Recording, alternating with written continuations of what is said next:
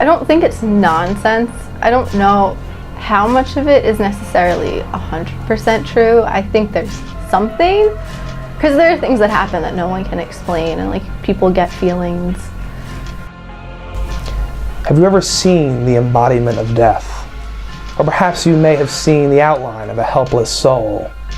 Has your room ever unexplainably grown colder, sending a chill down your spine?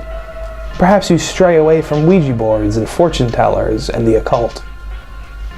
Today we're here to talk to the non-believers and the believers alike, to see what their take is on the other side and that of the paranormal. These are the Skeletons and the Skeptics. It was this lady, she like murdered her kids because her husband was like cheating or being unfaithful or something, and she got really upset, so to spite him she killed their kids, and so she like threw their bodies into a river, and then like when she died of like sorrow, she was cursed to like roam the earth in search of the souls of her children.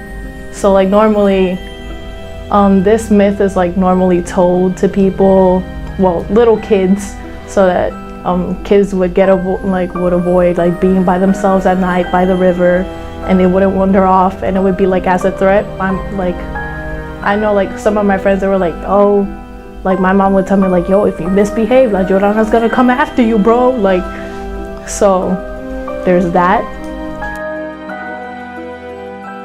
I don't like to talk about those kind of things. I grew up in a very religious home.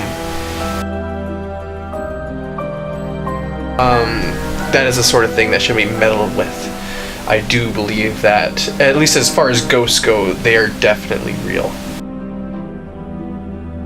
My house is old. I think it was my grandmother's father who built the house, or like her grandpa. So it's been in our house for a couple generations, and like a bunch of people have lived in the house and have died in the house. So there's just like unexplained noises. Like everyone will be upstairs for the night. It'll be like 3:30 and a cabinet will slam and you're like, oh, okay. Or there was one night I like walked into the bathroom to get a drink of water, and I looked down the hallway and I swear there was something down there, and my brother was not home for the night. So it definitely was not my brother in his room. I think it's probably just someone who died and they're checking in and like, yeah, we're still here.